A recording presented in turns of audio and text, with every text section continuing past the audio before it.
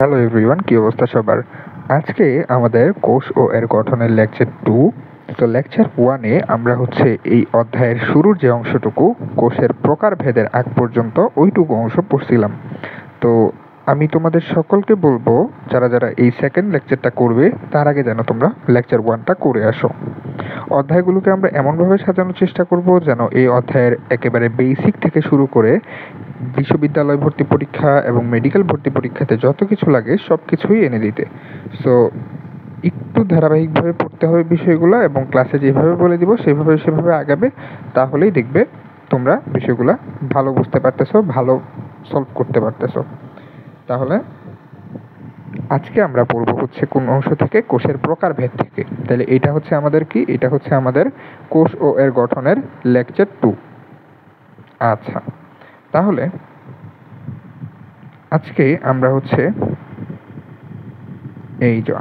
আজকে আমরা কোষের প্রকারভেদ থেকে পড়ব। কোন অংশ থেকে পড়ব? কোষের প্রকারভেদ থেকে। তাহলে কোষকে আমরা কয়েকটা ভাগে ভাগ করতে পারি। আচ্ছা, সো আমি প্রথমত একটু প্রাইমারিলি কয়েকটা কথা বলি, তারপরে আমরা বিভাজনটাকে শুরু করব। তো ফার্স্ট অফ অল আমি যদি বলি, কোষকে আমরা কাজের ভিত্তিতে দুইটা ভাগে ভাগ করতে পারি। কিসের ভিত্তিতে? কাজের উপরে ভিত্তি করে কোষকে আমরা দুইটা ভাগে ভাগ করতে পারি। আচ্ছা, এটা গেল আমাদের প্রথম জিনিস। তারপরেরটা 2 নাম্বারটা আমরা এটাকে নিউক্লিয়াসের উপরে ভিত্তি করে, কিসের উপরে ভিত্তি করে? নিউক্লিয়াসের উপরে ভিত্তি করে এটাকে দুই ভাগে ভাগ করতে পারি। তাহলে ফার্স্ট অফ অল আমার যেটা গেল সেটা কি, কাজের উপরে ভিত্তি করে আমরা চাইলে কোষকে দুই ভাগে ভাগ করতে পারি। তারপরে নিউক্লিয়াসের উপর ভিত্তি করে চাইলে আমরা কোষকে দুই ভাগে ভাগ করতে পারি। এবং আরেকটা জিনিস আমরা এটাকে চাইলে এটা জীবিত নাকি মৃত সেটার উপরে ভিত্তি করে আমরা দুইটা ভাগে ভাগ করতে পারি। ঠিক আছে? জীবিত নাকি মৃত সেটার উপরে ভিত্তি করে। আচ্ছা, তাহলে আমি যদি বলি প্রথমত সেটা কি, সেটা কাজের উপরে ভিত্তি করে আমরা কোষকে দুই ভাগে ভাগ করতে পারি। কাজের উপরে ভিত্তি করে কোষকে আমরা দুই ভাগে ভাগ করতে পারি। একটা দেহকোষ আর একটা জনন কোষ। তাহলে কাজের উপরে ভিত্তি করে কোষকে দুই ভাগে ভাগ করা যায়। একটা দেহকোষ, একটা জনন কোষ, এই দুইটা। এরপরে নিউক্লিয়াসের উপরে ভিত্তি করে কোষকে দুই ভাগে ভাগ করা যায়। একটা আদি নিউক্লিয়াস বিশিষ্ট কোষ বা আদি কোষ, আরেকটা প্রকৃত নিউক্লিয়াস বিশিষ্ট কোষ বা প্রকৃত কোষ। এইটা আশা করি বুঝতে পারছি। এবং আরেকটা ভাগ করা যায়, একটা উদ্ভিদ কোষ, একটা প্রাণী কোষ। তাহলে আমরা 3টা প্রকারভেদই দেখে নিলাম। এখন আমরা বিষয়গুলো একটু ডিটেইলসে পড়ার চেষ্টা করব। তাহলে ফার্স্ট অফ অল আমার এখানে যেটা বলা হয়েছে সেটা কোষকে আমরা প্রথমত ভাগ করতেছি কাজের উপরে ভিত্তি করে। কাজের উপরে ভিত্তি করে কোষকে আমরা কয় ভাগে বলছিলাম? দুই ভাগে ভাগ করতে পারি। ফার্স্ট অফ অল দেহ কোষ। এই দেহ, সোমা মানে দেহ, তাহলে সোমাটিক সেল মানে দেহ কোষ। সোমাটিক সেল মানে কি? সোমাটিক সেল মানে দেহ কোষ। এতটুকু মাথায় রাখতে হবে। তাহলে সোমাটিক সেল মানে দেহ কোষ। তাইলে বলা হয়েছে কি, একটা আমার দেহকোষ এবং আরেকটা আমার জনন কোষ। জনন কোষকে আবার গ্যামিটও বলা হয়। জনন কোষ মানে রিপ্রোডাক্টিভ সেল বা গ্যামিট। আচ্ছা, তাহলে দুইটা। এখন জনন কোষ ছাড়া বাকি যা আছে তাই তো সবকিছু দেহকোষ। এটাই প্রথম লাইনে বলা হয়েছে। এগুলো হাবিজাবি, এগুলো মনে রাখতে হবে না। আমাদের ফার্স্ট অফ অল যেটা মনে রাখতে হবে সেটা কি, দেহকোষ যেটা, দেহকোষগুলোর মধ্যে ক্রোমোজোম সংখ্যা থাকে ডিপ্লয়েড সংখ্যক। আচ্ছা, ডিপ্লয়েড কি হ্যাপ্লয়েড কি সেটা আমরা পরবর্তীতে জানবো। ডিপ্লয়েড মানে মনে রাখবে 2n। আচ্ছা, তাহলে ডিপ্লয়েড মানে কি? ডিপ্লয়েড মানে 2n। ডিপ্লয়েড মানে 2n। তাহলে দেহকোষের ক্রোমোজোম সংখ্যা কেমন? দেহকোষের ক্রোমোজোম সংখ্যা ডিপ্লয়েড সংখ্যক থাকে বা 2n থাকে। আচ্ছা, এবং দেহকোষগুলোর মধ্যে কি কি থাকে? এই যে মূল, কাণ্ড, পাতার কোষ, স্নায়ুকোষ, রক্তকণিকা, এগুলা আমার মূলত দেহকোষ। তাহলে এখান থেকে তোমার দুইটা জিনিস লাগবে। একটা হচ্ছে কি, একটা হচ্ছে দেহকোষগুলোর ক্রোমোজোম সংখ্যা হচ্ছে ডিপ্লয়েড সংখ্যক বা 2n থাকে, এবং দেহকোষ কই কই পাই আমরা, মূল, কাণ্ড, পাতা, স্নায়ুকোষ, রক্তকণিকা, এগুলোর ভিতরে আমরা দেহকোষগুলোকে পেয়ে থাকি। এতটুকু আশা করি বুঝতে পারছি। এরপরে জনন কোষ মানে কি? জনন কোষ মানে হচ্ছে রিপ্রোডাক্টিভ সেল, যেগুলো আমাদের জননে হেল্প করে। ও আচ্ছা, এখানে আরেকটা জিনিস আমি মিস করে গেছি, সেটা হচ্ছে কি, সেটা হচ্ছে এই যে দেহকোষ, দেহকোষে কি হয়? দেহকোষে মিওসিস বিভাজন হয়। দেহকোষে কি বিভাজন হয়? দেহকোষে হচ্ছে মাইটোসিস বিভাজন হয়। দেহকোষে মাইটোসিস, এগুলো আমরা পরবর্তীতে আরও পড়বো, সমস্যা নাই। সো আমরা এইখানে দেখি জনন কোষ। তাহলে এই যে জনন কোষ মানে কি? জনন কোষগুলো হচ্ছে কেমন হয়? জনন কোষগুলো হচ্ছে হ্যাপ্লয়েড হয়। তাহলে জনন কোষের ক্রোমোজোম সংখ্যা কেমন? হ্যাপ্লয়েড। এবং জনন কোষে মায়োসিস প্রক্রিয়া হয়। জনন কোষে কি হয়? মায়োসিস প্রক্রিয়া হয়। এই যে মায়োসিস কি, মাইটোসিস কি, এগুলো আমরা পরবর্তী চ্যাপ্টারে পড়বো ডিটেলসে, সমস্যা নাই।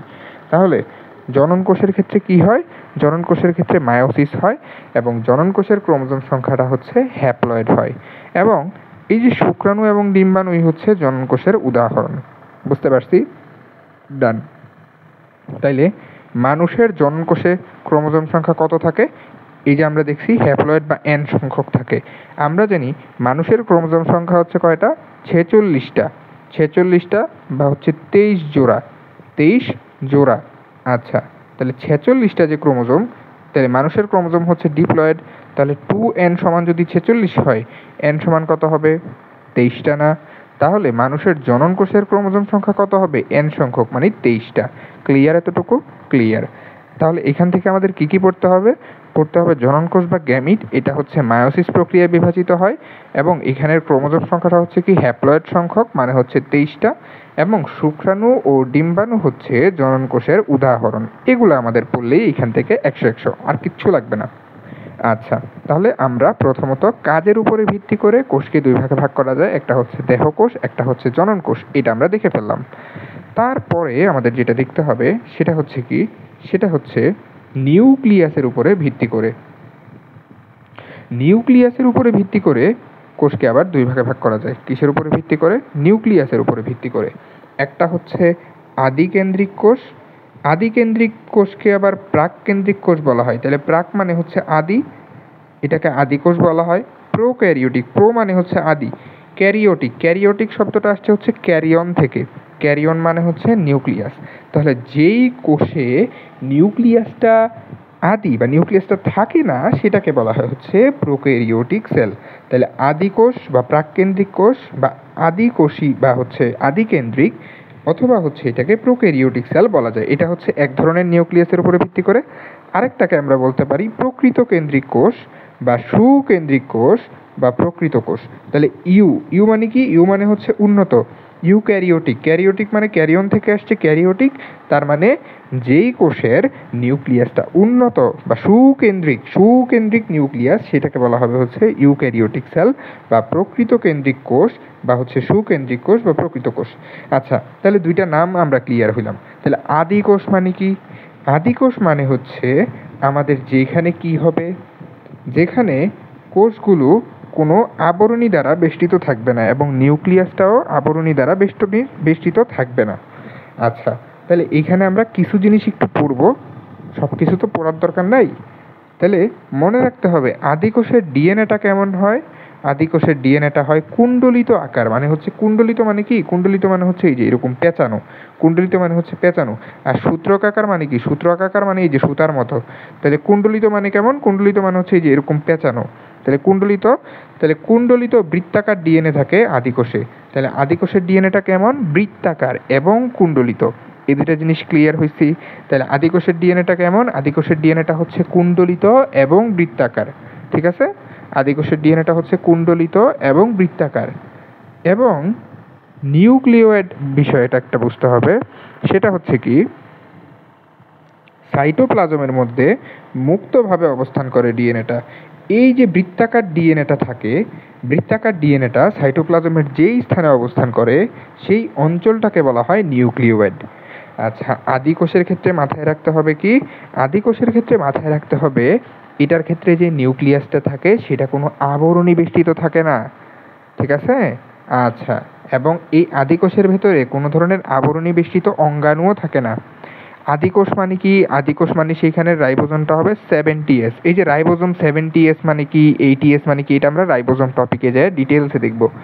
শুধু মাথায় রাখবে রাইবোজোমের আদি কোষের রাইবোজোমটা হচ্ছে কেমন 70S, এবং আদি কোষটা হচ্ছে দুইটা প্রক্রিয়াতে কোষ বিভাজন করে থাকে। আমরা এটা কোষ বিভাজন চ্যাপ্টারে পড়ব। হয়তো সে দ্বিবিভাজন করে বা হচ্ছে বাইনারি ফিশন করে, অথবা সে অ্যামাইটোসিস করে। তাহলে আদি কোষটা দুইটা প্রক্রিয়াতে কোষ বিভাজন করে, একটা হচ্ছে দ্বিভাজন, একটা হচ্ছে অ্যামাইটোসিস। এই দুইটা প্রক্রিয়াতে আদি কোষ কোষ বিভাজন করে থাকে। আচ্ছা, তারপরে বলা হয়েছে কি, তারপরে বলা হয়েছে হচ্ছে আদি কোষের কিছু উদাহরণ আছে, এগুলো আমাদের পরীক্ষার জন্য মোস্ট ইম্পর্টেন্ট, ঠিক আছে?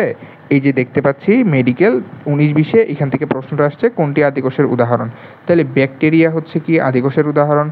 ব্যাকটেরিয়ার ভিতরে একটা খুবই পরিচিত ব্যাকটেরিয়া, এইচএসসিতে তোমরা এটাকে হাজার বার পাবা, সেটা হচ্ছে ইস্কারিস্কিয়া কোলাই, বা এটাকে কোলাই বলেও বলা হয়।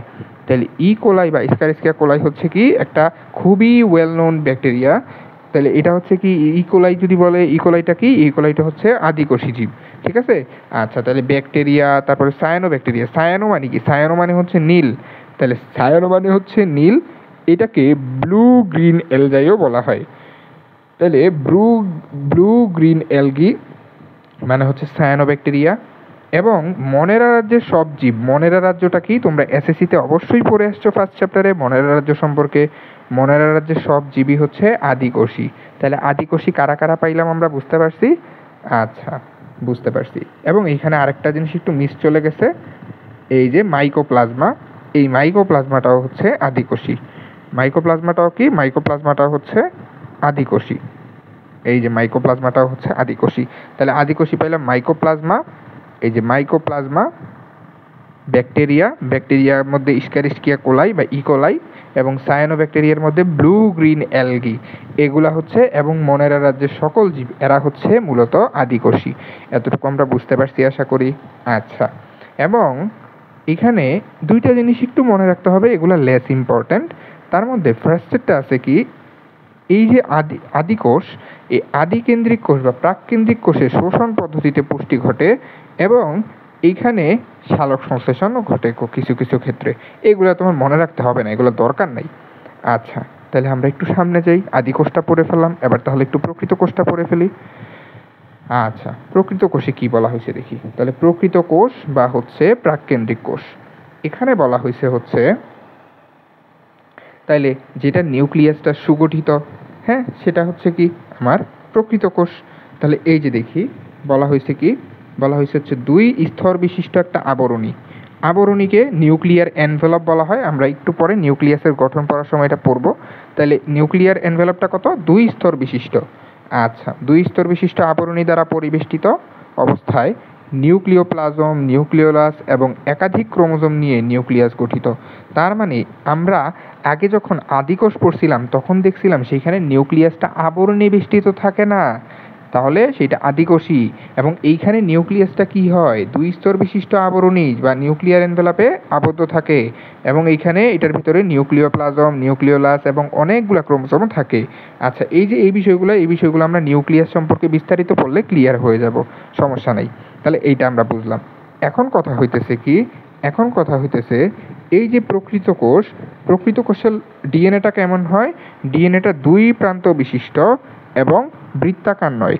আচ্ছা, তাহলে মনে রাখতে হবে যে প্রকৃত কোষের যে ডিএনএটা হয় সেটা হচ্ছে 2 প্রান্ত বিশিষ্ট, এই যে দেখা আছে, বৃত্তাকার নয় সেটা হচ্ছে, এবং ক্রোমোজোমগুলো কেমন হয়, লম্বা। আচ্ছা, তাহলে এইটার ডিএনএটা কেমন হয়, সূত্রাকার, তাহলে সূত্র আকৃতির হয়। আচ্ছা, আর আদিকোষের ডিএনএটা হয় কুণ্ডলিত বা পেঁচানো।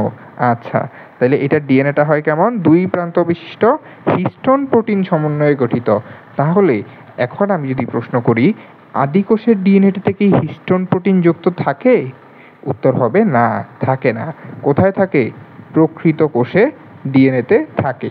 আচ্ছা, তারপরে বলা হয়েছে কি, এই যে প্রকৃত কোষের রাইবোজোমটা হচ্ছে ATS এবং ডিএনএটা হচ্ছে সূত্রাকার। এই যে একটু আগে আমি বললাম ডিএনএটা কেমন থাকে, সূত্রাকার থাকে, এবং রাইবোজোমটা থাকে ATS। তাইলে ওই যে আমরা পড়ে আসছিলাম কি, আদি কোষের যে রাইবোজোম সেটা হচ্ছে 70S এবং প্রকৃত কোষের যে রাইবোজোম সেটা হচ্ছে কি 80S। তাহলে এই দুইটা জিনিস কি, এটা আমরা রাইবোজোমের টপিকটা পড়লে আরো সুন্দর করে ক্লিয়ার হয়ে যাব। সো এখন আমাদের এত মাথা ঘামানোর দরকার নেই। আচ্ছা, তাহলে এতটুকু আমরা বুঝতে পারলাম। এখন কথা হইতেছে এই যে প্রকৃত কোষী জীবগুলা, এদের মধ্যে দুই ধরনের কোষ বিভাজন আমরা লক্ষ্য করি। একটা হচ্ছে মাইটোসিস কোষ বিভাজন, আর একটা হচ্ছে মায়োসিস বা মিওসিস কোষ বিভাজন। এই দুই ধরনের কোষ বিভাজন লক্ষ্য করা যায় প্রকৃত কেন্দ্রিক কোষগুলাতে। আচ্ছা, তারপরে বলা হয়েছে সেটা হচ্ছে আমাদের প্রকৃত কোষের যে উদাহরণগুলো সেগুলো আমাদের খুব ভালোভাবে পড়তে হবে। শৈবাল, ছত্রাক, ব্রায়োফাইটা, টেরিডোফাইটা, জিমনোস্পার্ম, অ্যাঞ্জিওস্পার্ম, এইগুলা হচ্ছে মূলত প্রকৃত কোষী। এখন এই যে এখানে আমি নামগুলা পড়ছি না, এই নামগুলোর মধ্যে তোমরা বেশিরভাগ নামের সাথেই পরিচিত না। যেমন হইতে পারে তোমরা শৈবাল, ছত্রাক সম্পর্কে শুনছো, কিন্তু এগুলো সম্পর্কে শোনো নাই। তোমাদেরকে জাস্ট আমি একটা জিনিস বলে রাখি, এই দুইটা জিনিস নিয়ে আমার এই বায়োলজি ফার্স্ট পেপার বইয়ের 5ম অধ্যায় তৈরি হয়েছে। এই দুইটা জিনিস নিয়ে আমার বায়োলজি ফার্স্ট পেপারের 6ষ্ঠ অধ্যায় তৈরি হয়েছে, এবং এই যে লাস্ট দুইটা জিনিস নিয়ে আমার বায়োলজির 7ম অধ্যায় তৈরি হয়েছে। তাহলে এগুলা নিয়ে কোনো টেনশন করার দরকার নাই। এগুলো আমরা যখন ওই অধ্যায়গুলো পড়বো তখন আমরা খুব ডিটেলসে জানবো। তখন তোমরা বিরক্ত হয়ে যাবে, এগুলো খুবই বোরিং পড়ালেখা। আচ্ছা, তাইলে আমরা কি বুঝলাম? আমরা বুঝলাম হচ্ছে কারা প্রকৃত কোষী, শৈবাল, ছত্রাক, ব্রায়োফাইটা, টেরিডোফাইটা, জিমনোস্পার্ম, অ্যাঞ্জিওস্পার্ম, এরা হচ্ছে মূলত প্রকৃত কোষী। আচ্ছা, এতটুকু আশা করি বোঝা গেছে। এবং এখানে আর তেমন কিছু পড়ার মতো নাই। তারপরে এইখানে আরেকটা জিনিস মনে রাখতে হবে, এইটা একটু রিডিং দিয়ে রাখবা তোমরা। সেটা হচ্ছে কি বলা হয়েছে দেখি, সম্ভবত প্রথম প্রকৃত কোষী এবং বহুকোষী জীব কোনটা? সেটা হচ্ছে বঙ্গিওমরফা পিউবেসেন্স। আচ্ছা, তাহলে এইটা হচ্ছে কি, এটা হচ্ছে প্রথম প্রকৃত কোষী এবং বহুকোষী জীব, বঙ্গিওমরফা পিউবেসেন্স। তাহলে এইটা হচ্ছে কি, এটা হচ্ছে একটা লোহিত শৈবাল, ঠিক আছে, যার ফসিল 1200 মিলিয়ন বছর পূর্বে শিলা থেকে আবিষ্কৃত হয়েছিল। আচ্ছা, তাহলে এইটা একটু মাথায় রাখতে হবে, ঠিক আছে। তাহলে এখান থেকে আমি যা যা পড়াইছি তা তোমরা মাথায় রাখবা এবং পুরাটুকু বই একবার রিডিং দিবা। আমি তোমাদেরকে বায়োলজি বইটা কিভাবে পড়তে হবে সেটার একটা ধারণা দেই। তাহলে বায়োলজি বইটা আমরা কয়েকটা স্টেপে পড়ব, ঠিক আছে। বায়োলজি বইটা আমরা কয়েকটা স্টেপে পড়ব। স্টেপ ওয়ান কি? স্টেপ ওয়ান হচ্ছে জাস্ট আমরা রিডিং দিব। স্টেপ ওয়ান হচ্ছে গল্পের বইয়ের মতো জাস্ট পুরোটা অধ্যায় একবার রিডিং দিব। এটা হচ্ছে আমার স্টেপ ওয়ান গেল। এবং সাথে সাথে কি করব, আমরা যে দাগানো বইটা প্রোভাইড করব তোমাদেরকে ক্লাসের শেষে, সেই দাগানো বইটা তোমরা সুন্দর করে দাগিয়ে নিবা দেখা। দাগানো বইটা কিসের উপরে ভিত্তি করে দাগানো বইটা দাগানো হয়েছে তোমাদের যেগুলো ভার্সিটি আছে, তারপরে হচ্ছে মেডিকেল কোশ্চেন, তারপরে হচ্ছে ডেন্টাল কোশ্চেন, তারপরে হচ্ছে তোমার এএফএমসির কোশ্চেন, এগুলোর উপরে ভিত্তি করে মেইনলি আমরা বইটাকে দাগাই, ঠিক আছে। আচ্ছা, তাহলে স্টেপ ওয়ান হচ্ছে কি? স্টেপ ওয়ান হচ্ছে আমরা বইটাকে পড়ব, সাধারণভাবে গল্পের বইয়ের মতো রিডিং দিব এবং দাগিয়ে নিব। এটা হচ্ছে আমাদের স্টেপ ওয়ান। স্টেপ টু কি? স্টেপ টু হচ্ছে ওই যে দাগানো লাইনগুলো, যেগুলো আমার দাগানো আছে এবং যেগুলো আমি ক্লাসে দাগাই দিচ্ছি তোমাকে, সেগুলা তুমি কি করবা? সেগুলা তুমি মেমোরাইজ করবা, মুখস্থ করার ট্রাই করবা, ঠিক আছে। আচ্ছা, এবং চাইলে তোমরা একটু শর্ট নোট বানাইতে পারো। কেমন শর্ট নোট? ওই যে যেমন বলছি, আদি কোষের রাইবোজোম কি? 70S, আর প্রকৃত কোষের রাইবোজোম কি? 80S। তাহলে এই দুইটাকে তুমি একসাথে লিখে ফেলতে পারো। তাহলে এরকম করে শর্ট নোট করলে কি হবে? পরীক্ষার আগে মনে রাখতে সহজ হবে, ঠিক আছে। পরীক্ষার আগে মনে রাখতে সহজ হবে। আচ্ছা, তাহলে আমার স্টেপ ওয়ান বললাম আমি কি? স্টেপ ওয়ান বললাম আমি আমার পুরাটা বইটা রিডিং দিতে হবে এবং ভার্সিটি মেডিকেলের যেই দাগানো বইটা দিব সেটা থেকে দাগিয়ে নিতে হবে। এটা হচ্ছে স্টেপ 1। স্টেপ 2তে হচ্ছে আমি কি করব, যেই দাগানো লাইনগুলো এগুলো আমি ভালোভাবে বুঝে বুঝে মুখস্থ করার ট্রাই করব, মনে রাখার ট্রাই করব। এটা গেল আমার স্টেপ 2। তাহলে আমার 2বার অধ্যায়টা পড়া হয়ে গেল। 3 নাম্বার স্টেপ হচ্ছে স্টেপ 3। স্টেপ 3 হচ্ছে যত ভার্সিটি এবং যত মেডিকেলের কোশ্চেন আছে, যত ভার্সিটি, যত মেডিকেলের এবং ডেন্টালের, বায়োলজি থেকে যতগুলো কোশ্চেন আসছে ওই অধ্যায়ের থেকে, সবগুলা কোশ্চেন ব্যাখ্যা সহ পড়তে হবে। ব্যাখ্যা সহ বলতে কি বুঝাইতেছি, ধরো তোমাকে বলল যে আদিকোষের ডিএনএ কেমন, অপশানে আছে বৃত্তাকার, সূত্রাকার। উত্তর কোনটা হবে? আদিকোষের ডিএনএ কেমন? অবশ্যই বৃত্তাকার। তাহলে এখান থেকে তুমি কি শিখতে পারলা? আদিকোষের যতগুলা বৈশিষ্ট্য আছে, আদিকোষের রাইবোজোম কেমন, আদিকোষী প্রাণীগুলা কোনগুলা, এগুলা মানে আদিকোষের যত ধরনের বৈশিষ্ট্য আছে সেগুলো তোমার পড়ে ফেলতে হবে। তারপরে ধরো মেডিকেলে একটা কোশ্চেন আসছে, ধরে নাও যে দেহকোষের উদাহরণ কোনটি, তাহলে তোমাকে কি করতে হবে? তাহলে তোমাকে দেহকোষের যতগুলা উদাহরণ এবং জননকোষের যতগুলা উদাহরণ সবগুলা জিনিস পড়ে ফেলতে হবে। তাহলে আমরা এই যে 3টে স্টেপ শেষ করলাম না, এই 3টে স্টেপ শেষ করলাম। এরপরে আসে আমার 4 নাম্বার স্টেপ। 4 নাম্বার স্টেপ কি আসে? 4 নাম্বার স্টেপ আসে এই অধ্যায়ের উপরে আমরা বারবার পরীক্ষা দিব এবং যতগুলো ভুল হবে ওই ভুলের জায়গাগুলো আমরা আইডেন্টিফাই করে আবার রিভিশন দিব। এইভাবে পড়তে থাকলে, প্রত্যেকটা অধ্যায় এই 3 স্টেপে পড়তে থাকলে আর কোনোদিন ভুলার কোনো চান্স নাই। তাহলে আমরা 3 স্টেপে পড়বো। ফার্স্ট স্টেপ শুধু রিডিং দিব, দাগিয়ে ফেলবো বইটাকে। সেকেন্ড স্টেপে আমরা বইটাকে মেমোরাইজ করার ট্রাই করব এবং থার্ড স্টেপে ভার্সিটি মেডিকেল থেকে আসা সকল কোশ্চেন সলভ করব। এবং আমাদের যখন কলেজের পরীক্ষা হবে, বোর্ড পরীক্ষা হবে, এর আগে আমরা বোর্ড কোশ্চেনগুলো একটু দেখে ফেলবো। ঠিক আছে? আচ্ছা, তাহলে এই গেল আমাদের পড়ার টেকনিক, বায়োলজি আমরা কীভাবে পড়বো। তো চলো আমরা পড়ায় ফিরি। তাহলে আমরা পড়তেছিলাম হচ্ছে আমরা এই যে বিষয়গুলো এগুলা। এখন আমরা কি দেখবো দেখি। এখন আমরা একটা জিনিস দেখব। এই যে দেখো, এখানে একটা কথা বলা আছে, বিশেষ কথা। বিশেষ কথাটা কি বলা হয়েছে একটু দেখি। মাইটোকন্ড্রিয়াতে বৃত্তাকার ডিএনএ থাকে এবং 70S রাইবোজোম থাকে। আমি তোমাদেরকে 1 নাম্বার ক্লাসে কি পড়াইছিলাম, লেকচার 1-এ পড়াইছিলাম, এই যে মাইটোকন্ড্রিয়া এবং ক্লোরোপ্লাস্ট এরা একটা সময় আদিকোষী ছিল, তারপরে পরবর্তীতে তারা কি হয়েছে, প্রকৃত কোষীতে পরিণত হয়েছে। তাহলে এই যে মাইটোকন্ড্রিয়া যদি একসময় আদিকোষী ছিল, তার মানে মাইটোকন্ড্রিয়ার ডিএনএটা কেমন, বৃত্তাকার, এবং রাইবোজোমটা কেমন, 70S। কারণ আদিকোষের বৈশিষ্ট্য আমরা একটু আগে পড়ছি না? ডান। তাহলে এতটুকু আমাদের একটু মাথায় রাখতে হবে। এতটুকু যদি মাথায় রাখা হয়ে যায়, তারপরে আমরা এখন এই যে একটা সুপার ইম্পর্টেন্ট টপিক পড়ব। এটা আমাদের সুপার ইম্পর্টেন্ট। এটাকে তুমি 100 স্টার বা 1000 স্টার দিয়ে রাখতে পারো। এইটা থেকে তোমার প্রশ্ন আসবেই আসবে, সেটা হোক বোর্ডে, হোক মেডিকেলে, হোক ভার্সিটিতে। আচ্ছা, তাহলে এখান থেকে আমরা আদিকোষ এবং প্রকৃত কোষের যে পার্থক্য এগুলো আমরা একটু পড়ার ট্রাই করব। তাহলে আদিকোষের যে নিউক্লিয়াসটা সেটা হয় অগঠিত। ঠিক আছে? অগঠিত মানে কি? অগঠিত মানে পরিপূর্ণ না, মানে সেটা আদিকোষের, এই কারণে। এবং এই যে নিউক্লিয়েট কি, নিউক্লিয়েট তো আমরা পড়ছি, একটু আগে পড়াই আসছি। প্রকৃত কোষের নিউক্লিয়াসটা কেমন হয়? সুগঠিত হয়, অর্থাৎ এটার মধ্যে সব কিছু থাকে। আচ্ছা, আদিকোষের ডিএনএটা কেমন হয়? বৃত্তাকার। প্রকৃত কোষের ডিএনএটা কেমন হয়? সূত্রাকার। আচ্ছা, আরেকটা জিনিস তোমাদেরকে একটু বলে রাখি। এই যে বৃত্তাকার ডিএনএটা, এই বৃত্তাকার ডিএনএ একটা বিশেষ নামে ডাকা হয়। বৃত্তাকার ডিএনএকে বলা হয় হচ্ছে প্লাজমিড। বৃত্তাকার ডিএনএকে কি বলা হয়? বৃত্তাকার ডিএনএকে বলা হয় হচ্ছে প্লাজমিড। আচ্ছা, তাহলে এইটা তোমরা আশা করি মনে রাখতে পারবা। বৃত্তাকার ডিএনএকে বলা হয় প্লাজমিড। আচ্ছা, তাহলে সূত্রাকার ডিএনএ হচ্ছে প্রকৃত কোষের। তারপরে হচ্ছে কি বলা হয়েছে?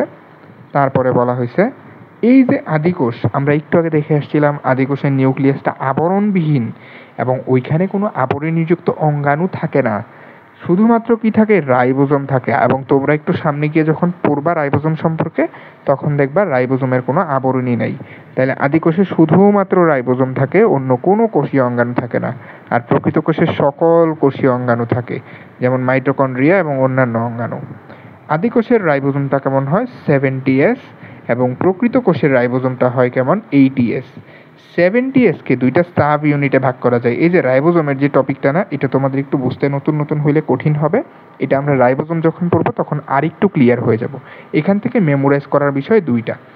আদি কোষের রাইবোজোমটা কেমন হয়? 70S হয়। 70S-কে যখন আমরা ভাঙবো তখন আমরা দুইটা সাব ইউনিট পাবো। এগুলো কি? এগুলো আমরা রাইবোজোম পড়ার সময় বিস্তারিত দেখবো, সমস্যা নাই, টেনশন করো না। তাহলে 70S-কে ভাঙলে আমরা দুইটা সাব ইউনিট পাবো, একটা হচ্ছে 50S, একটা হচ্ছে 30S।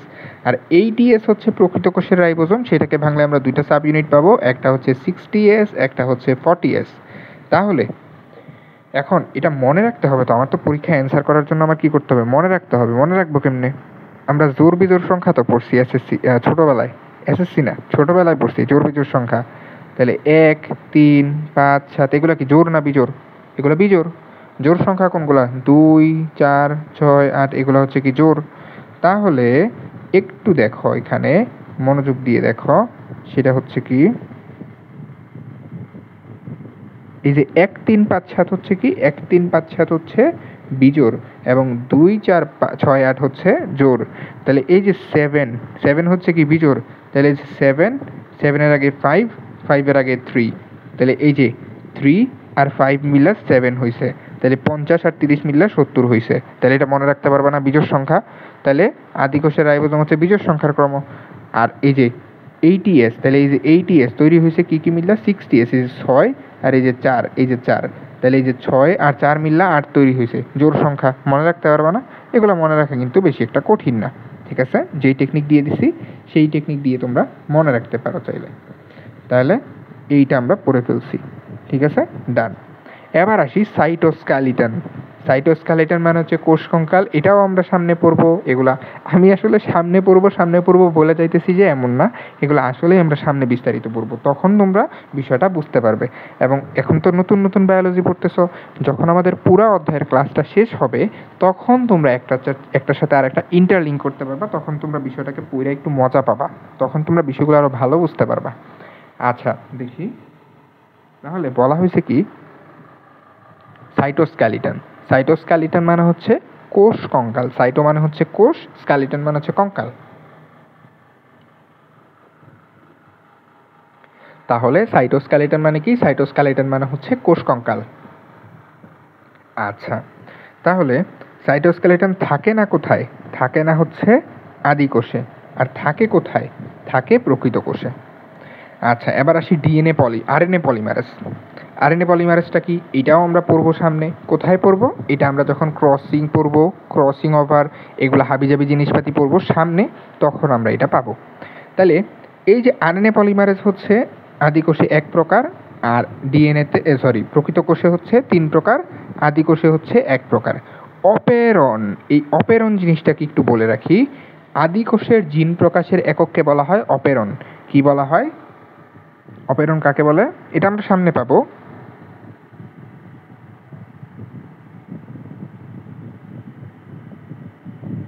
আদি কোষের জিন প্রকাশের একক। আদি কোষের জিন প্রকাশের একককে বলা হয় হচ্ছে অপেরন। অপেরন কাকে বলে তাহলে? আদি কোষের জিন প্রকাশের একককে বলা হয় অপেরন। আদি কোষের জিন প্রকাশের একককে বলা হয় কি? আদি কোষের জিন প্রকাশের একককে বলা হয় অপেরন। ঠিক আছে? আদি কোষের জিন প্রকাশের একককে বলা হয় অপেরন। ওকে, তাহলে অপেরন কি? অপেরনটা হচ্ছে আদি কোষের জিন প্রকাশের একক। তাহলে আদি কোষের জিন প্রকাশের একক যদি অপেরন হয়, তাহলে অপেরন কার কাছে থাকবে? আদি কোষের কাছে না প্রকৃত কোষের কাছে? অবভিয়াসলি আদি কোষের কাছে।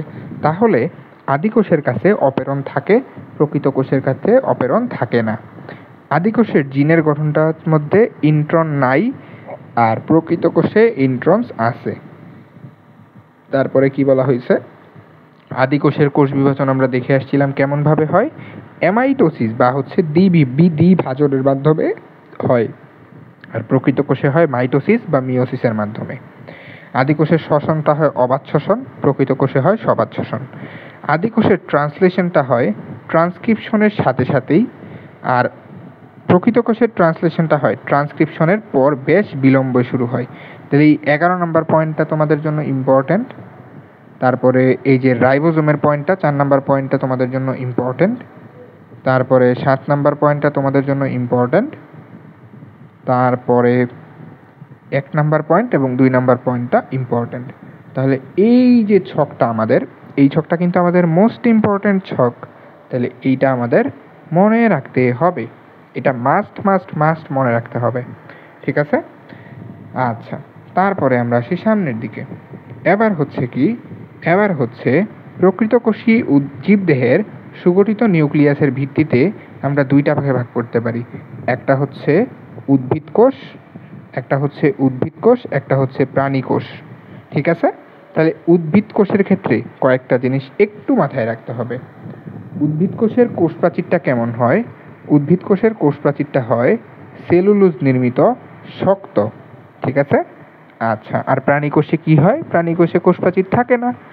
এই যে প্রাণী কোষে কোষ প্রাচীর থাকে না।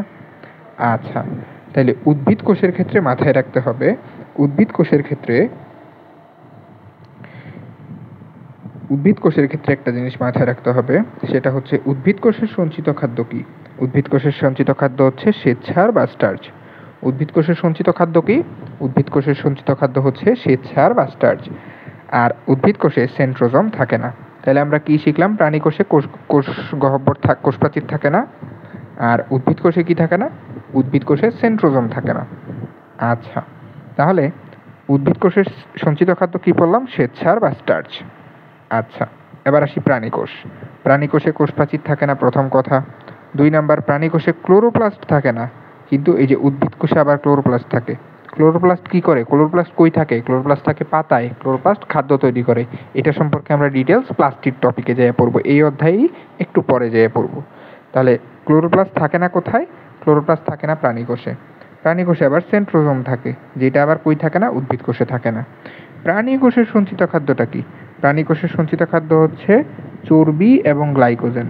প্রাণী কোষের সঞ্চিত খাদ্য কি? চর্বি এবং গ্লাইকোজেন। তাইলে এই 2টা টপিক আমরা পড়লাম। এখান থেকে সঞ্চিত খাদ্যগুলো একটু ইম্পর্টেন্ট, এটা একটু মাথায় রাখবা। ডান। এবার আমরা নতুন একটা টপিক পড়বো, সেটা হচ্ছে স্টেম সেল। স্টেম সেল জিনিসটা কি? স্টেম সেল মানে হচ্ছে এমন একটা কোষ যেটা বারবার অসংখ্যবার বিভাজিত হয়ে নতুন দেহ তৈরি করতে পারে বা নতুন কোষ তৈরি করতে পারে। ঠিক আছে? তার মানে ধরো তোমার একটা জায়গায় কোষের প্রয়োজন, তখন কি করবা? সেখানে তুমি স্টেম কোষ বা স্টেম সেল স্থাপন করে দিবা। তাহলে এই স্টেম সেলটা বারবার বিভাজিত হয়ে সেইখানের কোষগুলোকে পূর্ণাঙ্গ তৈরি করে দিবে। ঠিক আছে না? আচ্ছা, তাইলে এই যে এই স্টেম কোষ থেকে বিভিন্ন অঙ্গ তৈরি করা যায়। ঠিক আছে? মাথায় রাখবা। আচ্ছা, তারপরে কি বলা হয়েছে? তারপরে বলা হয়েছে এই যে এই লাইনটা একটু তোমরা পড়তে পারো চাইলে। এগুলা লেস ইম্পর্টেন্ট টপিক, এগুলা দরকার নাই। যেগুলো দরকার হবে সেগুলো তো আমি বলেই দিব। আচ্ছা, তারপরে কি বলা হয়েছে দেখি। তারপরে আমরা সামনের দিকে যাই। তারপরে বলা হয়েছে স্টেম কোষ নিয়ে বা স্টেম সেল নিয়ে বিজ্ঞানীরা কয়েকটা গবেষণা করছিলেন। এখান থেকে তোমাদের কিছু লাইন পড়তে হবে। সব তো আমি পড়াই দিব না, তোমরা নিজেরা লাইন রিডিংগুলো দিলে বুঝতে পারবা। আমি তোমাদেরকে 2টা মোস্ট ইম্পর্টেন্ট লাইন বলে দেই। সেটার মধ্যে 1 নাম্বারটা হচ্ছে কি, হার্ট এবং কিডনি এগুলা অঙ্গ তৈরি করে দেহে প্রতিস্থাপন করা যেতে পারে স্টেম কোষের মাধ্যমে। তাহলে স্টেম কোষ ব্যবহার করে আমরা চাইলে হার্ট এবং কিডনিকে প্রতিস্থাপন করতে পারবো। এটা হচ্ছে আমাদের 1 number important point. 2 number important point কি, ভবিষ্যতে মানুষের খাওয়ার জন্য আমরা যে মাংস তৈরি করা যায় গরু ছাগলের, এগুলো আমরা স্টেম কোষ থেকে তৈরি করতে পারবো। এবং কিছু জায়গার স্টেম কোষ আছে যেগুলো হচ্ছে বেশি পাওয়ারফুল, মানে হচ্ছে বেশি রিজেনারেশন করতে পারে, বেশি কোষ তৈরি করতে পারে। এবং কিছু জায়গার স্টেম কোষ আছে যেগুলো একেবারেই কম রিপ্রোডাকশন করতে পারে বা রিপেয়ার করতে পারে। তাহলে এই যে বোন ম্যারো, তারপর হচ্ছে স্কিন, তারপর হচ্ছে লিভার, এই জায়গাগুলোর যে স্টেম কোষগুলো থাকে এরা হচ্ছে রিজেনারেশন এবং রিপেয়ার করার প্রচুর শক্তি এবং সম্ভাবনা থাকে। তার মানে এইখান থেকে চাইলে আমি প্রচুর পরিমাণে কোষ নতুনভাবে তৈরি করতে পারবো, বোন ম্যারো, স্কিন এবং লিভারের। কিন্তু ব্রেইন, হার্ট, কিডনি এগুলো থেকে আমরা চাইলে এত পরিমাণ তৈরি করতে পারবো না। এগুলোর রিপেয়ার ক্ষমতা কি খুবই কম। ঠিক আছে, এই দুইটা জিনিস একটু মাথায় রাখতে হবে। তাহলে আমরা চাইলে বোন মেরো, স্কিন এবং লিভার, স্কিন মানে তো ত্বক, তাহলে স্কিন এবং লিভার এই তিনটা থেকে আমরা প্রচুর পরিমাণে কোষ তৈরি করতে পারবো, কিন্তু ব্রেইন, কিডনি, হার্ট থেকে চাইলে আমরা তৈরি করতে পারবো না। এই দুইটা জিনিস আশা করি তোমরা বুঝতে পারছো। এই দুইটা জিনিস শেষ হয়ে যাওয়ার পরে আমরা এখন নতুন কিছু জিনিস শিখব। ওই যে আমরা লাস্ট ক্লাসে পড়ে আসছিলাম না, এখন আমরা দেখলেই চিনে যাব। দেখো, দেখলেই চিনতে পারবা। আচ্ছা, এখান থেকে এই যে এই বিষয়গুলা, এইখান থেকে মেডিকেল অ্যাডমিশন টেস্টে অনেকগুলা প্রশ্ন আসে। কি বলা হয়েছে দেখি? বলা হয়েছে হচ্ছে পৃথিবীর সবচাইতে ছোট কোষ কোনটা? পৃথিবীর সবচাইতে ছোট কোষ কোনটা? সেটা হচ্ছে মাইকোপ্লাজমা গ্যালিসিপিটিকাম। দরকার নাই, মাইকোপ্লাজমা মনে রাখবা। তাহলে পৃথিবীর সবচাইতে ছোট কোষ হচ্ছে মাইকোপ্লাজমা। এটার অপর নাম হচ্ছে PPLO, প্লুরোনিউমোনিয়া লাইক অর্গানিজম। তাহলে পৃথিবীর সবচাইতে ছোট কোষের নাম হচ্ছে মাইকোপ্লাজমা এবং তার অপর নাম হচ্ছে PPLO, প্লুরোনিউমোনিয়া লাইক অর্গানিজম। পৃথিবীর সবচাইতে বড় কোষ হচ্ছে উট পাখির ডিম। এটা আমরা লাস্ট ক্লাসে পড়ে আসছি কিন্তু। উট পাখির ডিম, উট পাখির ডিমের দৈর্ঘ্য হচ্ছে 17 সেন্টিমিটার, প্রস্থ হচ্ছে 12.5 সেন্টিমিটার। তাহলে উট পাখির ডিম হচ্ছে পৃথিবীর সবচাইতে বড় কোষ। পৃথিবীর সবচাইতে ছোট কোষ হচ্ছে মাইকোপ্লাজমা বা হচ্ছে PPLO। আচ্ছা, এককোষী সর্বাপেক্ষা বড় উদ্ভিদ কোষ হচ্ছে অ্যাসিটাবুলারিয়া। এটা হচ্ছে এককোষী সর্বাপেক্ষা বড় উদ্ভিদ কোষ, ঠিক আছে। আচ্ছা, আর বহুকোষী উদ্ভিদের মধ্যে রেমি, এই রেমি উদ্ভিদটা হচ্ছে, রেমি গাছের যে তন্তুটা থাকে এই তন্তুর দৈর্ঘ্য হচ্ছে 55 সেন্টিমিটার। মানব দেহের সবচাইতে লম্বা কোষ, এটাও আমরা লাস্ট ক্লাসে পড়ছি, মোটর নিউরন কোষ। এটা হচ্ছে 1.37 মিটার লম্বা হয়ে থাকে, মানব দেহের সবচাইতে লম্বা কোষ, ঠিক আছে। এবং এইটা হচ্ছে কোথায় থাকে? এটা স্পাইনাল কর্ডের গোড়া থেকে শুরু করে পায়ের বৃদ্ধাঙ্গুলি পর্যন্ত বিস্তৃত থাকে। আচ্ছা, তারপরে বলা হয়েছে কি? তারপরে বলা হয়েছে হচ্ছে মানবদেহের ক্ষুদ্রতম কোষ কোনটা? মানবদেহের ক্ষুদ্রতম কোষ হচ্ছে অণুচক্রিকা। অণুচক্রিকা একটা রক্তকণিকা, এটা আমরা রক্ত চ্যাপ্টারের ডিটেলসে পড়বো। তাহলে মানবদেহের ক্ষুদ্রতম কোষের নাম কি? মানবদেহের ক্ষুদ্রতম কোষের নাম হচ্ছে অণুচক্রিকা। মানবদেহের ক্ষুদ্রতম কোষের নাম কি? অণুচক্রিকা। তাহলে আমরা সবচেয়ে ছোট কোষ দেখলাম মাইকোপ্লাজমা, এটার অপর নাম PPLO। সবচাইতে বড় কোষ দেখলাম উট পাখির ডিম, এটার দৈর্ঘ্য প্রস্থটা মনে রাখবো। এবং এককোষী সর্বাপেক্ষা বড় উদ্ভিদ কোষ হচ্ছে অ্যাসিটাবুলারিয়া। উদ্ভিদ কোষের মধ্যে রেমি উদ্ভিদের দৈর্ঘ্য হচ্ছে 55 সেন্টিমিটার। মানবদেহের সবচেয়ে লম্বা কোষ হচ্ছে মোটর নিউরন কোষ, 1.37 মিটার লম্বা। এবং মানবদেহের সবচেয়ে ক্ষুদ্রতম কোষ হচ্ছে অণুচক্রিকা। এই ইনফরমেশনগুলা আমাদের অবশ্যই মাথায় রাখতে হবে, এগুলো ইম্পর্টেন্ট আছে, এই কারণেই বারবার বলতেছি। আচ্ছা, তাহলে এতটুকু আশা করি তোমাদের ক্লিয়ার হয়েছে। এখন আমরা যেটা দেখব সেটা হচ্ছে কি? সেটা হচ্ছে এককোষী জীব। ক্লোরেলা হচ্ছে একটা এককোষী জীব। আচ্ছা, এগুলো হচ্ছে পুরাতন যে বইগুলো ছিল এগুলাতে ছিল না, বাট নতুন বইগুলোতে আছে। তাহলে এখান থেকে জাস্ট মনে রাখবো এককোষী জীব কোনটা? এককোষী জীব হচ্ছে ক্লোরেলা। এটা একটা মাত্র কোষ দিয়ে গঠিত হয়। আচ্ছা, বহুকোষী জীব মানে কি? বহুকোষী জীবের সবচেয়ে ভালো উদাহরণ তো মানুষ। মানুষ হচ্ছে বহুকোষী জীব। তারপরে বলা হয়েছে কি? তারপরে বলা হয়েছে হচ্ছে, এগুলো জাস্ট একটু রিডিং দিয়ে ফেললেই হবে।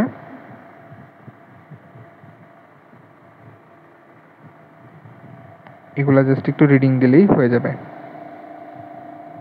তাহলে এই যে বলা হয়েছে মানুষের ক্রোমোজোম সংখ্যা কত? 46টা। একটা আদর্শ উদ্ভিদ কোষের গঠন। একটা আদর্শ উদ্ভিদ কোষের ভিতরে 4টা জিনিস থাকে। কয়টা জিনিস থাকে? 4টা জিনিস থাকে। কোষ প্রাচীর থাকবে, কোষ ঝিল্লি থাকবে, সাইটোপ্লাজম থাকবে এবং নিউক্লিয়াস থাকবে। তাহলে একটা আদর্শ উদ্ভিদ কোষের কয়টা জিনিস থাকবে? 4টা জিনিস থাকবে। প্রথমটা থাকবে কি? কোষ প্রাচীর, কোষ ঝিল্লি, সাইটোপ্লাজম, নিউক্লিয়াস। এই 4টা জিনিস থাকলেই সেটাকে আদর্শ উদ্ভিদ কোষ বলা যাবে। কি বলা যাবে? আদর্শ উদ্ভিদ কোষ বলা যাবে। তাহলে এই 4টা জিনিসের ভিতরে একটা ছক আছে ইম্পর্ট্যান্ট, সেটা কি? একটা আদর্শ উদ্ভিদ কোষ। তাহলে আদর্শ উদ্ভিদ কোষের ক্ষেত্রে জড় বস্তু বা জড় পদার্থ থাকে এবং তাহলে জড় বস্তু বা হচ্ছে জড় পদার্থ থাকে এবং প্রোটোপ্লাজম থাকে। প্রোটোপ্লাজম হচ্ছে কোষস্থ সজীব বস্তু। জড় বস্তুর ভিতরে দুইটা জিনিস থাকে, একটা হচ্ছে কোষ প্রাচীর, একটা হচ্ছে কোষস্থ নির্জীব বস্তু। এখানের কোষস্থ নির্জীব বস্তুটা মোস্ট ইম্পর্ট্যান্ট। কোষস্থ নির্জীব বস্তু, তাহলে কোষস্থ নির্জীব বস্তুতে তিনটা জিনিস পাওয়া যায়। কোষস্থ নির্জীব বস্তুতে সঞ্চিত পদার্থ পাওয়া যায়, নিঃসৃত পদার্থ পাওয়া যায়, বর্জ্য পদার্থ পাওয়া যায়। সঞ্চিত পদার্থ, নিঃসৃত পদার্থ, বর্জ্য পদার্থ। তাহলে সঞ্চিত পদার্থগুলো কিভাবে মনে রাখা যায়? সঞ্চিত পদার্থ হচ্ছে সিপিএল। সঞ্চিত পদার্থ হচ্ছে CPL, carbohydrate, protein, lipid. CPL, সঞ্চিত পদার্থগুলো হচ্ছে সিপিএল, কার্বোহাইড্রেট, প্রোটিন, লিপিড। নিঃসৃত পদার্থগুলো হচ্ছে এইচপ্যান। নিঃসৃত পদার্থ হচ্ছে এইচপ্যান। H hormone, pigment, enzyme, nectar. এইচপ্যান, এইচপ্যান দিয়ে হচ্ছে নিঃসৃত পদার্থ hormone, pigment, enzyme, nectar. Hormone, pigment, enzyme, nectar.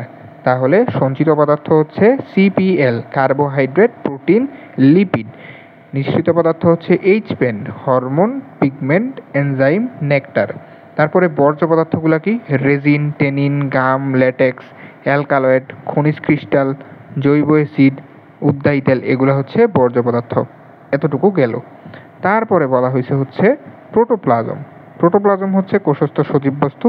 প্রোটোপ্লাজমের ভিতরে তিনটা জিনিস পাওয়া যায়। কয়টা জিনিস? তিনটা জিনিস পাওয়া যায়। কোষ ঝিল্লি পাওয়া যায়, সাইটোপ্লাজম পাওয়া যায়, নিউক্লিয়াস পাওয়া যায়। কোষ ঝিল্লি পাওয়া যায়, সাইটোপ্লাজম পাওয়া যায়, নিউক্লিয়াস পাওয়া যায় প্রোটোপ্লাজমের ভেতরে।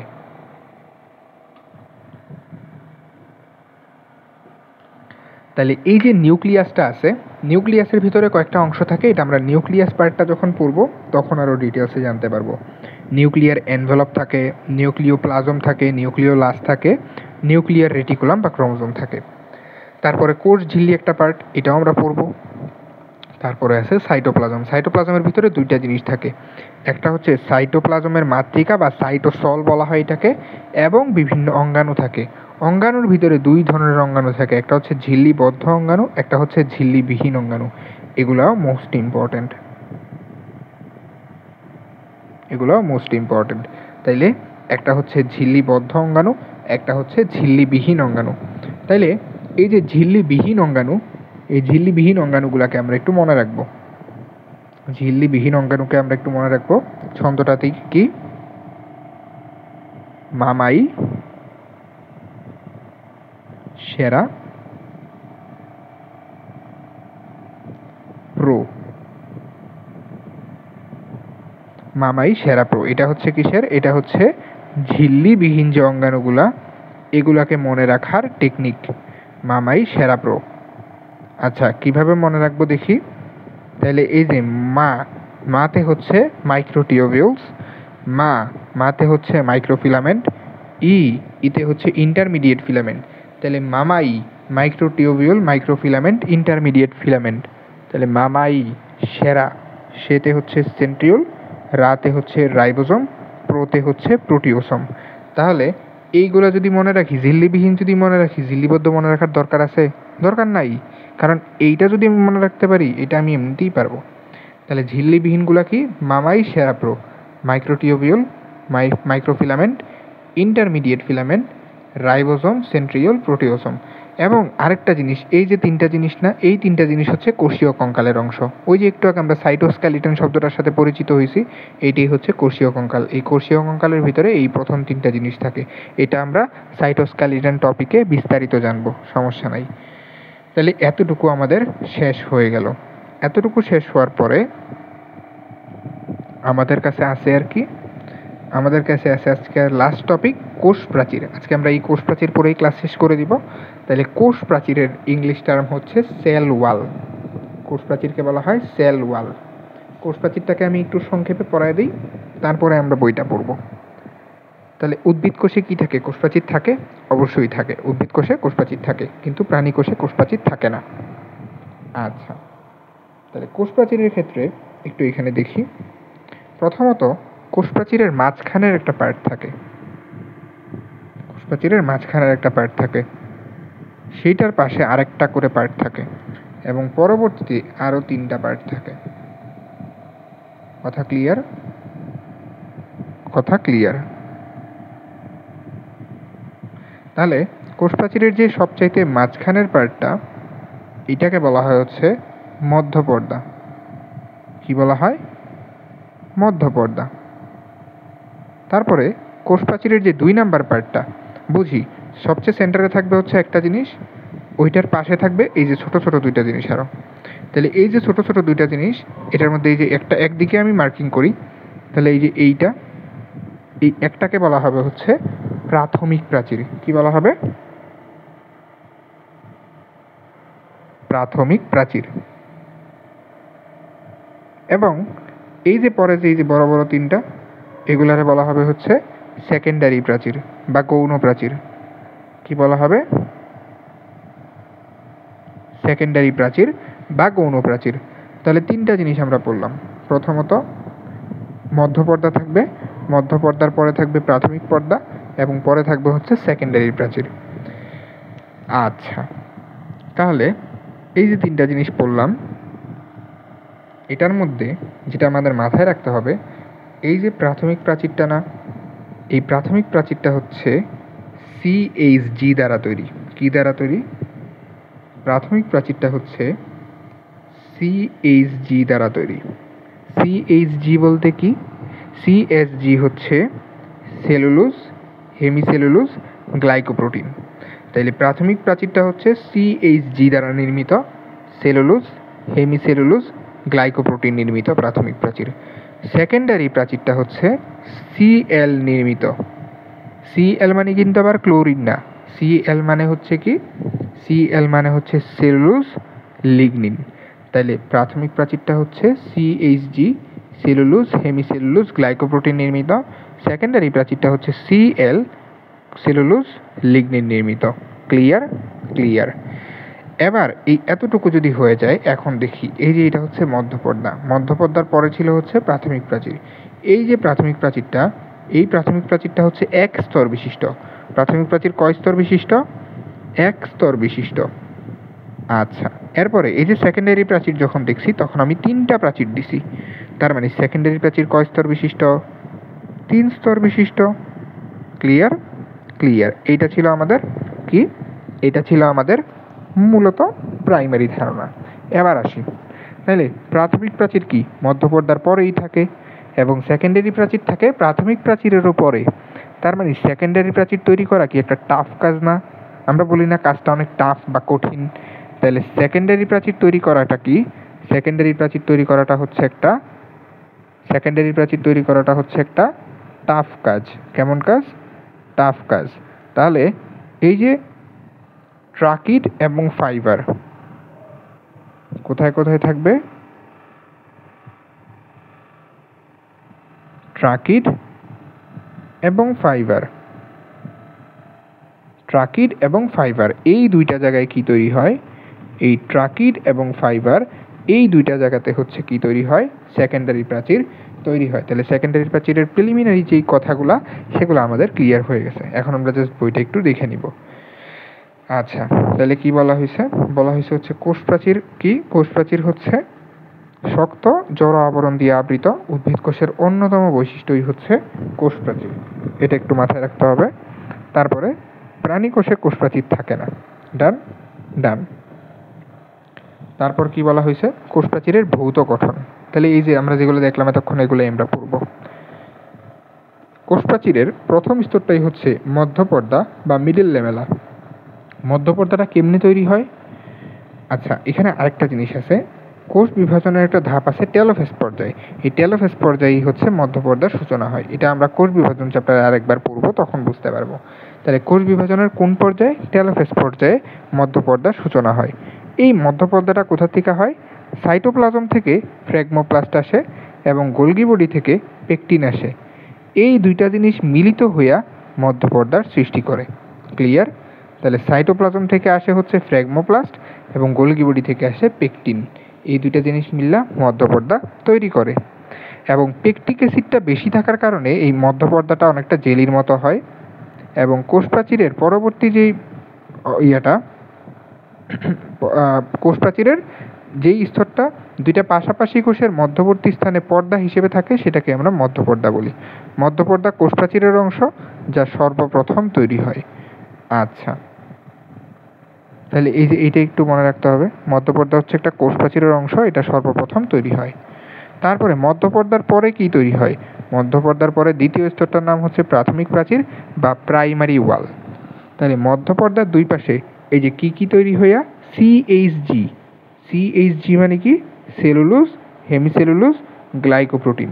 তাহলে প্রাথমিক প্রাচীরটা তৈরি হয় সিএইচজি দ্বারা।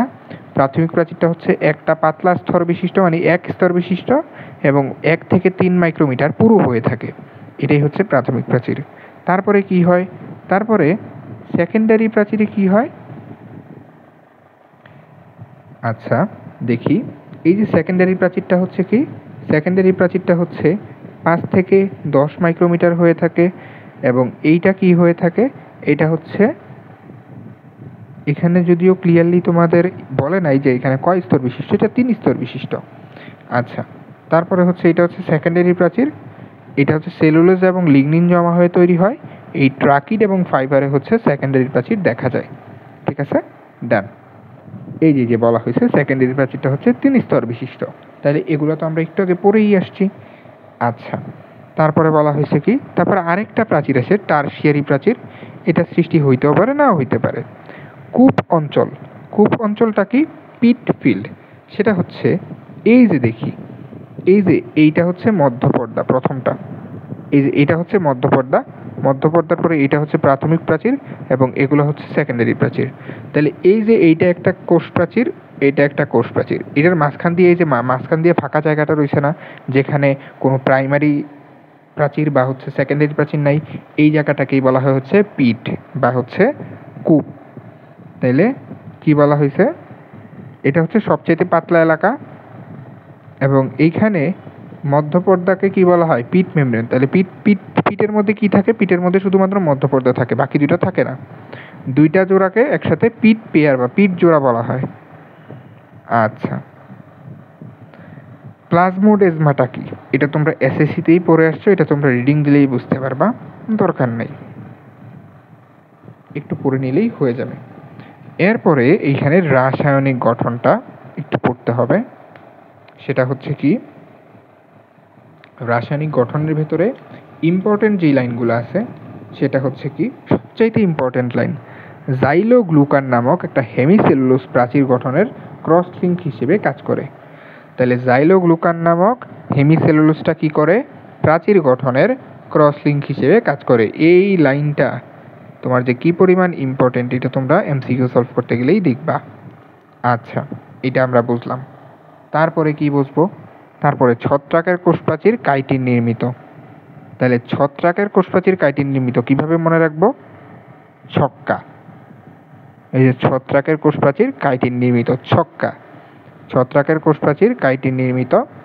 ব্যাকটেরিয়ার কোষপ্রাচীর লিপিড প্রোটিন পলিমার দিয়ে গঠিত। তাহলে ব্যাকটেরিয়ার কোষপ্রাচীর কি দিয়ে গঠিত? Lipid protein. এই ব্যাকটেরিয়ার কোষপ্রাচীর কি দিয়ে গঠিত? এটা মেডিকেলের কোশ্চেন। ছত্রাকের কোষপ্রাচীর কি দিয়ে গঠিত? মেডিকেলের কোশ্চেন। তাহলে এগুলো খুবই ইম্পর্টেন্ট জায়গা। তারপরে শৈবালের কোষপ্রাচীর কি দিয়ে গঠিত? গ্লাইকোপ্রোটিন এবং পলিস্যাকারাইড দিয়ে তৈরি। ডায়াটমের কোষপ্রাচীর এগুলো লাগবে না, সিলিসিক অ্যাসিড দিয়ে তৈরি, এগুলো দরকার নেই, এগুলো বাদ।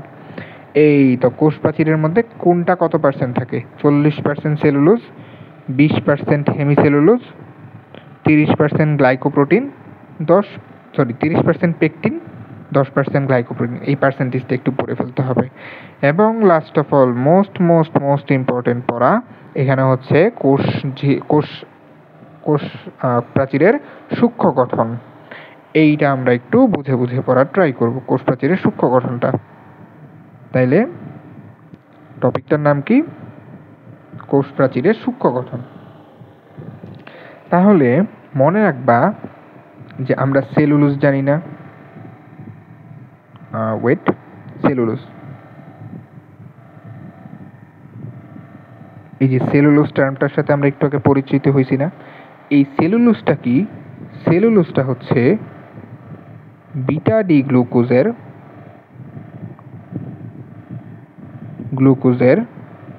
পলিমার। ঠিক আছে, তাহলে সেলুলোজটা কি? সেলুলোজটা হচ্ছে বিটা ডি গ্লুকোজের পলিমার। এটা মাথায় রাখতে পারবো না? মাথায় রাখতে পারবো। তাহলে সেলুলোজটা হচ্ছে বিটা ডি গ্লুকোজের পলিমার। তারপরে মাথায় রাখতে হবে কি, এই যে অনেকগুলা সেলুলোজ একসাথে মিলিত হয়ে তৈরি করে হচ্ছে সেলুলোজ চেইন। সেলুলোজ চেইন কতগুলা সেলুলোজ একসাথে মিলিত হয়ে তৈরি করে সেলুলোজ চেইন? 1 থেকে 3000টা। 1 থেকে 3000টা সেলুলোজ একসাথে মিলিত হয়ে তৈরি করে হচ্ছে সেলুলোজ চেইন। কি তৈরি করে? সেলুলোজ চেইন তৈরি করে। এতটুকু বুঝতে পারছি? বুঝতে পারছি। এরপরে আবার 100টা সেলুলোজ চেইন মিলিত হয়ে কয়টা?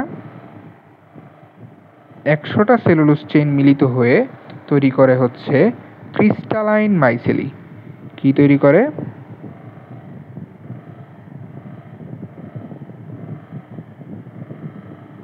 ক্রিস্টালাইন মাইসেলি। কি তৈরি করে? ক্রিস্টালাইন মাইসেলি। আচ্ছা, এটা একটু নতুন টপিক তো একটু কঠিন লাগবে, ফার্স্টে পড়লে রিভিশন দিলে সহজ হয়ে যাবে, সমস্যা নাই। ক্রিস্টালাইন মাইসেলি, তাহলে এটা একটু আরেকটু রিভিশন দিয়ে এতটুকু। আমাদের কিন্তু পড়া বাকি আছে, পড়া কিন্তু এখনোই শেষ হয় নাই। তাহলে এই যে দেখি কি বলা হয়েছে, তাহলে বিটা ডি গ্লুকোজের পলিমার হচ্ছে কি? বিটা ডি গ্লুকোজের পলিমার হচ্ছে সেলুলোজ। আচ্ছা, তারপরে এই যে 1 থেকে 3000টা সেলুলোজ, 1 থেকে 3000টা সেলুলোজ একসাথে মিলিত হয়ে তৈরি করে সেলুলোজ চেইন। 100টা সেলুলোজ চেইন একসাথে মিলিত হয়ে তৈরি করে ক্রিস্টালাইন মাইসেলি। এতটুকু তো বুঝতে পারছি না? 100টা সেলুলোজ চেইন মিলিত হয়ে তৈরি করে ক্রিস্টালাইন মাইসেলি। তারপরে কি হয়? 20টা ক্রিস্টালাইন মাইসেলি। কয়টা? 20টা ক্রিস্টালাইন মাইসেলি যুক্ত হয়ে তৈরি করে মাইক্রোফাইব্রিল। মাইক্রোফাইব্রিল। এরপরে 250টা মাইক্রোফাইব্রিল। কয়টা? 250টা মাইক্রোফাইব্রিল মিলিত হয়ে তৈরি করে ম্যাক্রোফাইব্রিল। ম্যাক্রোফাইব্রিল। ঠিক আছে, ম্যাক্রোফাইব্রিল। এতটুকু বুঝতে পারছি আশা করি। ম্যাক্রোফাইব্রিল। তারপরে কি হয়?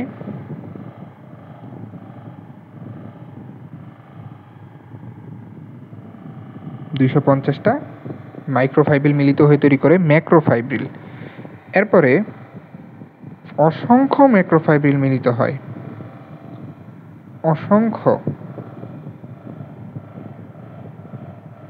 অসংখ্য ম্যাক্রোফাইব্রিল মিলিত হয়ে তৈরি করে ফাইবার বা তন্তু।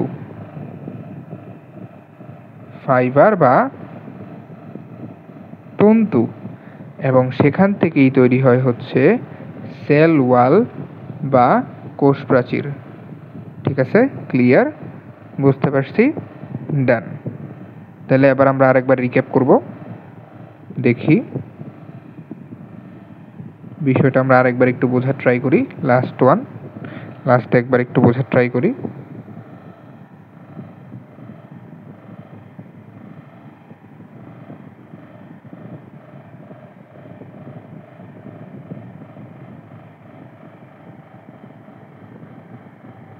সেল ওয়াল,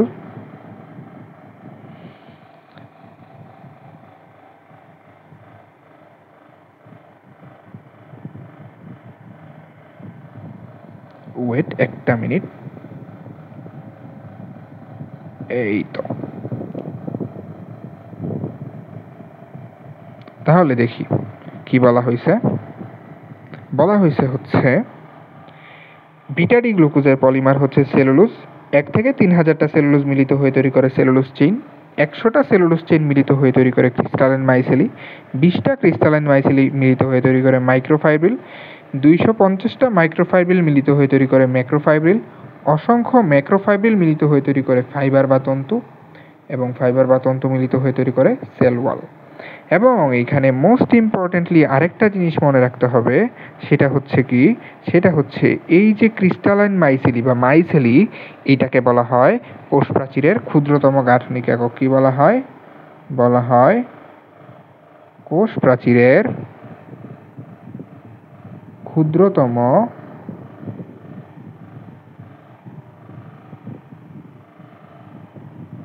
গাঠনিক একক। তাহলে ক্রিস্টালাইন মাইসেলিকে কি বলা হয়? ক্রিস্টালাইন মাইসেলিকে বলা হয় হচ্ছে কোষ প্রাচীরের ক্ষুদ্রতম গাঠনিক একক। কোষ প্রাচীরের ক্ষুদ্রতম গাঠনিক একক বলা হয় ক্রিস্টালাইন মাইসেলিকে। তাহলে এই যে আমরা এতক্ষণ যা যা পড়লাম না, এগুলা দিয়া আমাদের এই যে টপিকটা সূক্ষ্ম গঠন, এটা আমাদের পুরাটা শেষ। এই সূক্ষ্ম গঠন আমাদের পুরাটা শেষ। এখন শুধু রিডিং দিয়ে দেখবা সব কিছু পারতেছো, শুধু এই যে এইটুকু জিনিস মনে রাখতে হবে। ঠিক আছে, এইটুকু জিনিস একটু মনে রাখতে পারলেই দেখা যাবে এইটুকু জিনিস আমরা পুরোটাই বুঝতে পারছি, সূক্ষ্ম গঠনটা। ঠিক আছে, ক্লিয়ার। এখান থেকে আর কিচ্ছু পড়তে হবে না, শুধুমাত্র মেডিকেল অ্যাডমিশনের জন্য কোষ প্রাচীরের কাজটা একটু পড়ে রাখবা। ফরম্যাট লিখে দিছি। তো আজকে আমরা এতটুকুই পড়বো, আজকে আর আমরা আগাবো না। এখন তোমাদের এই ক্লাসের পড়াটুকু তোমরা কেমন বুঝতে পারছো, সেইটার জন্য আমি যেটা করব, সেটার জন্য আমি তোমাদেরকে কিছু কোশ্চেন ধরবো মুখে মুখে, সেগুলো আমি দেখব তোমরা কি আমার সাথে সাথে উত্তরটা দিতে পারো কিনা। আচ্ছা, তো এমন এমন কোশ্চেনই ধরবো যেগুলো হচ্ছে বিগত বছরগুলোতে মেডিকেলে আসছে। ঠিক আছে, আচ্ছা। তাহলে আমি যদি প্রথমে বলি কোথায় বৃত্তাকার ডিএনএ পাওয়া যায়। Wait a minute. হ্যাঁ, কোথায় বৃত্তাকার ডিএনএ পাওয়া যায়? ধরো অপশন দিলাম আদিকোষ, মাইটোকন্ড্রিয়া, প্লাস্টিড, ব্যাকটেরিয়া। কি হবে উত্তরটা? বলো তো, কোথায় আদিকোষ বৃত্তাকার ডিএনএ পাওয়া যায়? কোথায় বৃত্তাকার ডিএনএ পাওয়া যায়? আদিকোষ, প্লাস্টিড, মাইটোকন্ড্রিয়া, ব্যাকটেরিয়া। কথা হইতেছে উত্তর কিন্তু সবগুলা, কারণ সবগুলাতেই বৃত্তাকার ডিএনএ পাওয়া যায়। ঠিক আছে, ডান। তারপরে কি বলা হয়েছে দেখি। তারপরে আমি বলতে পারি প্রাণীকোষের বৈশিষ্ট্যটা তোমরা একটু ভালো করে পড়বা, যেটা মেডিকেল এডমিশনের জন্য ইম্পর্ট্যান্ট। প্রাণীকোষের বৈশিষ্ট্য। তারপরে হচ্ছে ওই যে দেহকোষ, তারপরে জননকোষ, এটা একটু ভালো করে পড়বা, দেহকোষ, জননকোষ। তারপরে হচ্ছে ওই যে একটা ছক পড়াইছি আদিকোষ এবং প্রকৃত কোষের, আদির ছক, আদিকোষ প্রকৃত কোষের ছকটা একটু ভালো করে পড়তে হবে। ঠিক আছে, সো এইগুলো যদি পড়তে পারো তাহলে তোমাদের এই অধ্যায়ের 100 প্রিপারেশন হয়ে যাবে। এবং আরেকবার আমি তোমাদেরকে একটু জানিয়ে রাখি, সেটা হচ্ছে তোমরা যারা যারা এই ক্লাসগুলো ফলো করতেছো তারা কাইন্ডলি এই যে টেলিগ্রাম চ্যানেলটা, এই টেলিগ্রাম চ্যানেলটাতে যুক্ত হয়ে থাকবা। এবং এটাকে তোমরা ক্রোমে চাইলে গুগল ক্রোমে যাইয়া এইভাবে এটা লিখে সার্চ দিলেও চ্যানেলটাকে পেয়ে যাবা, অথবা এইটাকে স্ক্যান করলে তোমরা এই চ্যানেলটাকে পেয়ে যাবা। এই চ্যানেলটাতে যুক্ত থাকবা। যুক্ত থাকলে লাভ কী হবে? বায়োলজি রিলেটেড যত ধরনের আপডেট, যত ধরনের হেল্প লাগে সব কিছু আমি এই চ্যানেলে করব। সো ভিডিওটা ভালো লাগলে ক্লাসগুলো কন্টিনিউ করো, ক্লাসগুলো খুবই ইফেক্টিভ হবে। এবং পরবর্তীতে আমরা ট্রাই করব ফ্রি এক্সামের ব্যবস্থা করার। তোমাদের বন্ধুদের সাথে ক্লাসগুলো শেয়ার করে দিবে ভালো লাগলে, এবং কোনো প্রবলেম হলে কমেন্ট সেকশনে অবশ্যই জানাবে। আশা করছি ক্লাসটা ভালো লাগছে। নেক্সট ক্লাসটা দেখার জন্য আমন্ত্রণ রইল। আসসালামু আলাইকুম।